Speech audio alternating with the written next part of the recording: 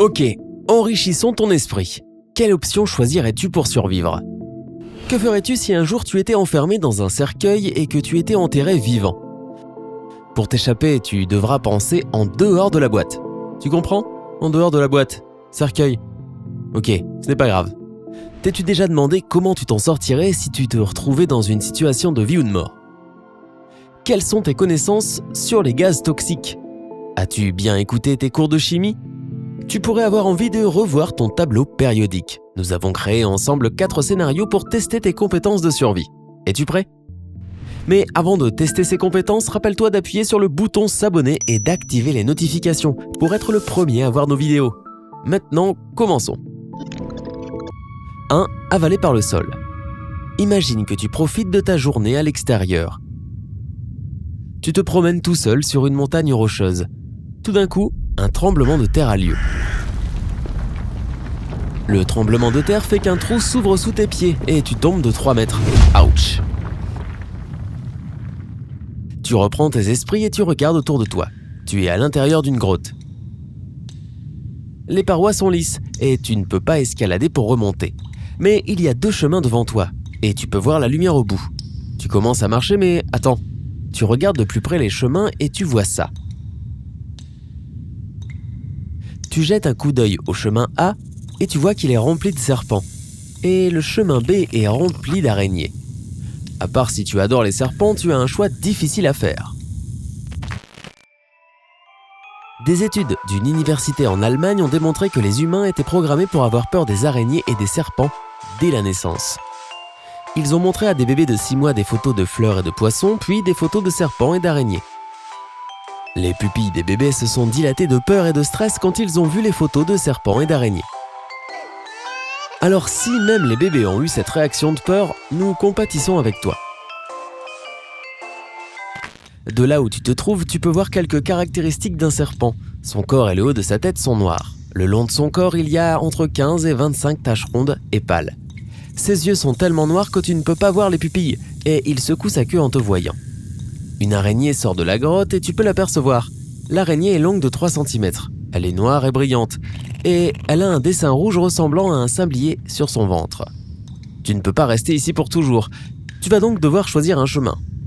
Nous te donnons 15 secondes pour y réfléchir.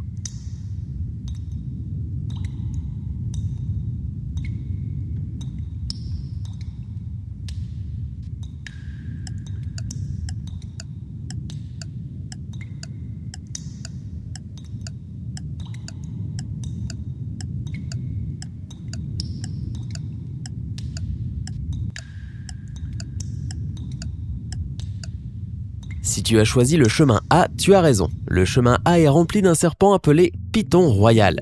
Les pythons royaux sont généralement timides et ils ne sont pas venimeux. Ils sont donc d'excellents animaux de compagnie pour les amoureux des serpents. Le chemin B est rempli d'araignées veuves noires, Burk. L'araignée veuve noire envoie environ 2500 personnes à l'hôpital par an aux États-Unis. C'est une araignée extrêmement venimeuse et sa morsure produit des crampes musculaires, des nausées, une paralysie du diaphragme, ce qui provoque des difficultés pour respirer. Nous espérons que tu as fait le bon choix. 2. Rencontre avec un ours. Non, tu n'es pas tout nu, ni rien. Imagine que tu es allé faire ton sport en courant dans la forêt. Tu t'es bien entraîné et tu te diriges maintenant vers ta voiture. Tu peux voir ta voiture au loin, quand tu t'arrêtes soudainement. Tu remarques qu'un ours situé non loin de toi est en train de te regarder et tu as oublié ton gaz poivré.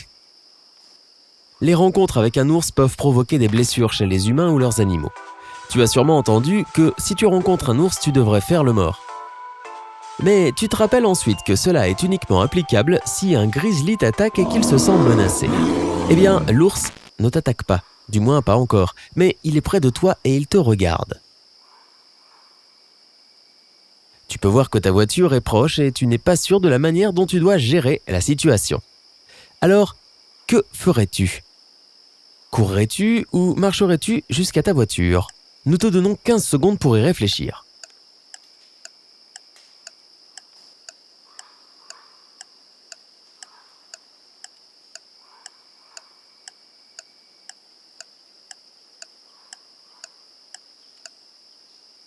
Si tu as choisi de marcher jusqu'à ta voiture, tu as raison.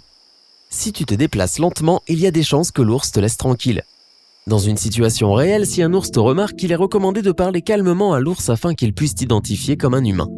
Les ours ont une mauvaise vue et ils pourraient penser que tu es une proie si tu ne leur parles pas. Si tu as décidé de courir, c'est une réaction complètement naturelle. Ton instinct pourrait te faire croire qu'il faut que tu partes en courant. Mais sache que tu ne peux pas semer un ours. Les ours peuvent charger à une vitesse de 50 km/h et les grizzlies peuvent atteindre 55 km/h. La majorité d'entre nous ne sont pas aussi rapides que l'homme le plus rapide du monde, Usain Bolt, qui peut atteindre une vitesse de 43 km/h. Courir peut provoquer une réponse instinctive chez l'animal qui décidera de te poursuivre. 3.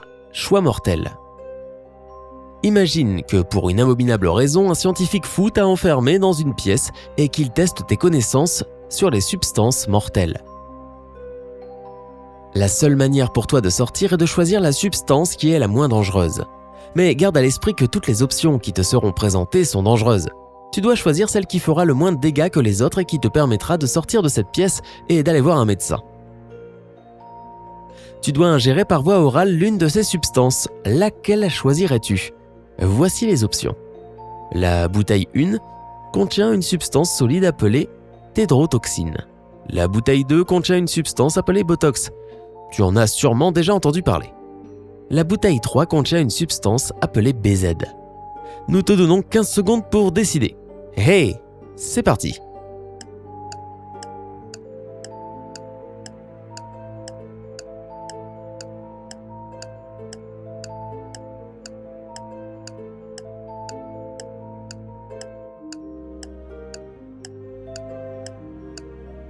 Si tu connais le Botox, tu pourrais alors avoir choisi la bouteille 2. Le Botox, ou toxine botulique, est l'une des substances les plus toxiques que nous connaissons. Elle bloque l'activité nerveuse dans les muscles et elle est mortelle lorsqu'elle est inhalée ou ingérée oralement. Eh bien, mettons-en plutôt sur notre visage, n'est-ce pas ? En fait, le Botox a aussi des qualités positives, étant donné qu'il est communément utilisé autour du monde pour des objectifs cosmétiques et pour soigner les spasmes musculaires douloureux. La tédrotoxine est un poison extrêmement puissant trouvé dans les organes des poissons. Nous pouvons remercier le poisson globe pour ça. Cette neurotoxine peut arrêter la conduction nerveuse entre le cerveau et le corps en bloquant tes canaux sodiques. Une dose modérée peut paralyser les muscles dont tu as besoin pour vivre, en devenant ainsi mortel. La réponse correcte est la bouteille 3. La bouteille 3 contient une substance appelée BZ, une substance non mortelle qui peut temporairement handicaper une personne. L'effet est obtenu dans les 30 à 50 minutes, alors si tu marches vite, tu seras capable d'appeler à l'aide. Mais il vaut mieux te dépêcher. 4. Sous l'océan. Sous l'océan, la vie est super, mieux que sur la Terre. Bon. Personne ne se rappelle de la petite sirène ? Ok. Imagine que tu te réveilles dans une infrastructure sous l'eau. Tu dois retourner à la surface. Il y a 3 fioles dans la pièce où tu te trouves. Une fiole t'aidera à respirer sous l'eau et à revenir à la surface. Les 2 autres sont mortelles. Elles sont toutes remplies avec des gaz que tu ne peux pas voir, mais tu peux les sentir. Tes connaissances sur les gaz toxiques sont testées. Voici les options. La fiole 1 contient un gaz qui est incolore et qui sent les œufs pourris. La fiole 2 contient un gaz incolore qui a une légère odeur d'ail. La fiole 3 contient un mélange de 2 gaz. La combinaison est incolore et insipide, et elle n'a pas d'odeur. Garde à l'esprit qu'aucune des fioles ne contient de l'oxygène pur. Quelle fiole choisirais-tu ? Nous te donnons 15 secondes pour décider.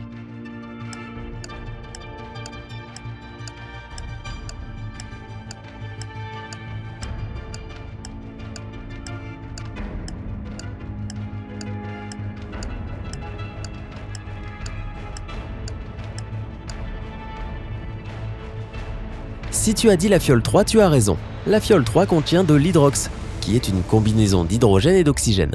C'est un gaz respiratoire et étant donné qu'il est communément utilisé pour la plongée, il t'aidera à revenir à la surface. La fiole 1 contient du sulfure d'hydrogène. C'est un gaz extrêmement inflammable qui réduit l'approvisionnement en oxygène du corps, endommage le système nerveux et paralyse le système respiratoire. Avec de petites concentrations, tu peux ressentir une irritation des yeux, du nez et de la gorge. et de fortes concentrations de ce gaz peuvent provoquer des difficultés pour respirer et causer un coma immédiat. C'est plutôt mauvais signe, non? Ok. La fiole 2 contient de l'arsine, un gaz inflammable et toxique. Les personnes exposées à une dose légère ou modérée d'arsine peuvent ressentir de la confusion, de la fatigue ou même une paralysie et une perte de fonction. Par conséquent, les fioles 1 et 2 auraient pu être mortelles. Alors dis-nous, as-tu survécu? Es-tu encore en vie pour combattre une autre journée? Qu'as-tu choisi? Raconte-nous dans les commentaires et n'oublie pas de t'abonner pour rester du côté sympa de la vie.